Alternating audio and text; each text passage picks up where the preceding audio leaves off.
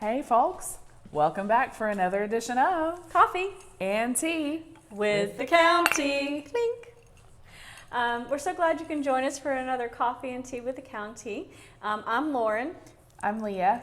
And we are sitting in the education exhibit at the museum. And the education exhibit is if you walk through the front door, you go all the way to the back side of the building on the main floor, and you'll smack right into the education exhibit. Don't smack into it. Yes. Liability, insurance, whole issue thing. Walk carefully. Yes, stroll. Stroll if you like. Yeah. We've got lots of cool exhibits before education to see, so enjoy that too. But we are, of course, here to talk about our favorite two aspects of the education exhibit. But before we get to that, I think Leah has a hashtag girl crush moment. You know me, I can't get away from it. If you have been watching our videos, and if you haven't, please scroll and watch.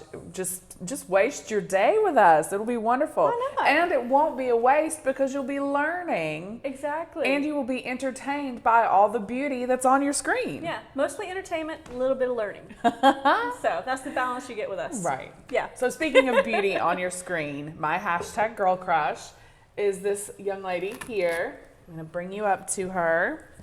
This is Dr. Matilda Arabella Love that name. Evans. I want to be called Arabella. I know, right? Thank you for putting that back up. Look at that, folks. Flawless. Precise. 90 degrees right there.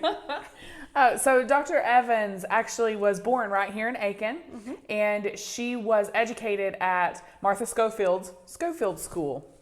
She graduated from there, and then she went to Oberlin College in Ohio, graduated from there, and went to the, help me out with this, Lauren, Pennsylvania. The Women's Medical College of Pennsylvania, where she received her MD in 1897. 1897. And so she was the first woman of her race, this is the quote from the label, to be licensed to practice medicine in the state of South Carolina. Oh, hashtag girl crush. The things that this woman saw, the obstacles that she not only overcame, but annihilated. There it goes again, goosebumps. I just love this woman and love her story and what she must have went through.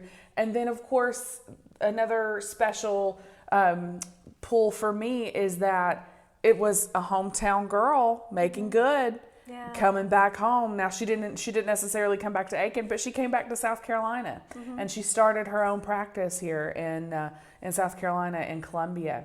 Yeah, and they recently dedicated a marker, I think it was last year, in front of her home to celebrate her being the first African-American woman licensed to practice medicine in the state of South Carolina, and they dedicated that to her last year, and we shared it on our Facebook when it occurred. So, like you said, hometown girl done good. So You can see why. made the state proud.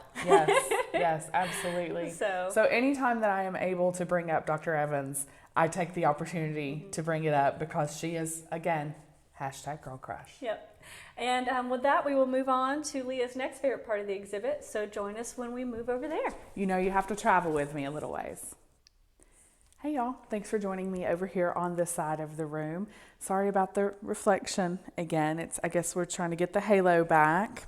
But I wanted to bring you over to this side of the room because this is the Classroom Arithmetic Press Deluxe Model, DE space LUX, just in case you think I'm being too Southern right now, like there is such a thing.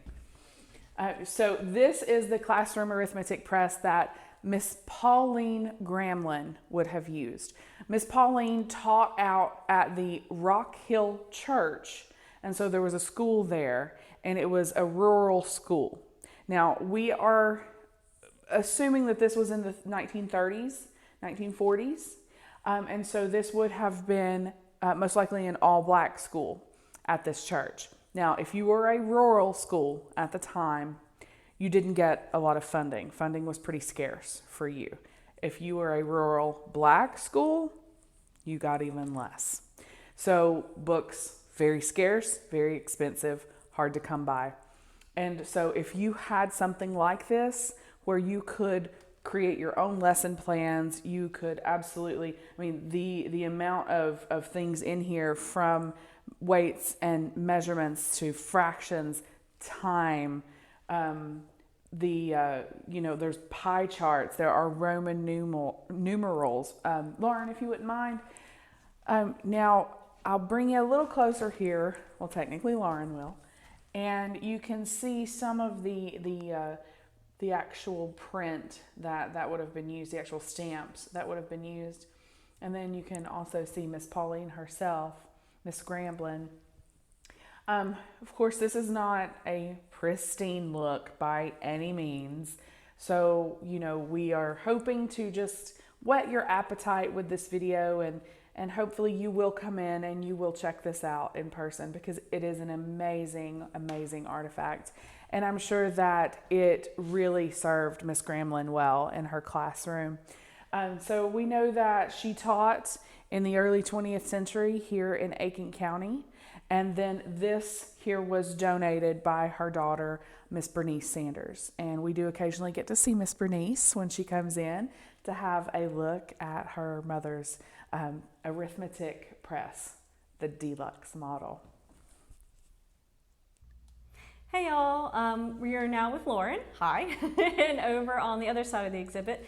And one of my favorite things is this reproduction map. So it is a reproduction of an original artifact, not the original artifact itself, unfortunately, but it is a really cool map. So the map was actually sketched out in 1949 by S. Perrin Toole, who later became a founder of the Aiken County Historical Museum in 1970. So it's cool to have that little bit of crossover.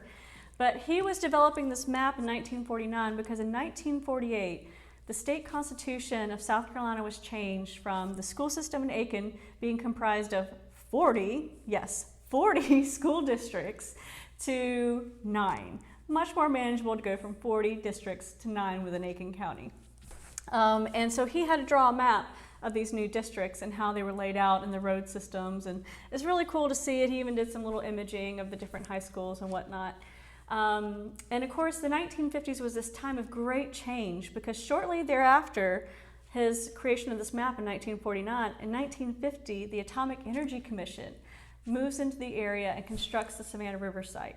And with all these new Savannah Riverside employees come their families who bring school-aged children. So the population, the student population of North Augusta, Aiken, Wagner, Ellington, because there was no new Ellington yet, grew in population from 10,000 students to 20,000 students. So the whole population of the state of the county of Aiken County blossomed by 100%. So as soon as he made this map, it was already out of date, unfortunately. But it is kind of a cool period to document. And then, of course, that's 1950, 1951 when the students are coming in with their families. 1954 is Brown v. Board of Education, which was a U.S. Supreme Court case that said that it was no longer legal to have separate but equal school systems. And the separate but equal clause was basically to say that you could keep African American children in one school, white children in another school, and as long as those schools received equal funding and had equal resources, it was okay to keep everything what we call segregated back then. In 1954, the Brown v. Board of Education said separate is not equal. And so that started the process of integration, and it took Aiken County until the late 1960s, and by 1970, the Aiken County school system was fully integrated. So this map shows a dramatic period of change, and it's a fascinating history. And Leah, if you want to come and show a little bit closer, but of course we are just showing you a brief glimpse with the hopes that y'all will come in and see it for yourselves. But you've got Aiken High School up here, you've got Graniteville School, the Langley Bath Schools, all kinds of cool stuff. You've got the old, way down here. It's okay, there we Sorry. go. Where is it? We're working in reverse right there. Got it. That's the Ellington School, which of course after 1950 was demolished because New Ellington was founded and the city of Ellington was taken over by the Savannah River site. So it's a cool map. Again, you'll need to come in and check it out for yourself and learn all the fascinating aspects of Aiken County's history. Hey y'all, thanks for joining for the wrap up Of coffee and tea with the county. Thank y'all so much for joining us yet again with Coffee and Tea. We hope that you've learned a little bit more about Aiken County's history. And as always, check back with us next week for our next installment of Coffee and Tea with the County. Until then,